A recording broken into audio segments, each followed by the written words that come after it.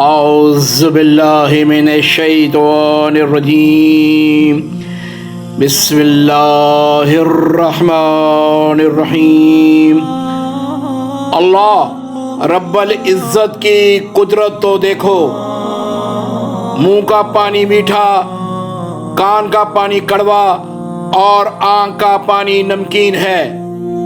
اس میں بھی اللہ کریم کی بڑی حکمت پوشیدہ ہے۔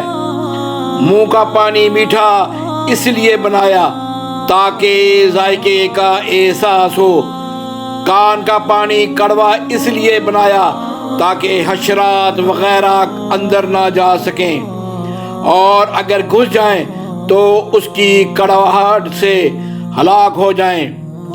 اور آنکھ کا پانی نمکین اس لیے بنایا تاکہ بیکٹیریا اور جراثیم سے بچاؤ کا ایک مضبوط نظام موجود ہو۔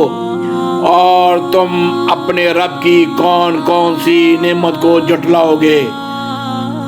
اللہم صلی علی محمد و آل محمد وعجل فرجہم۔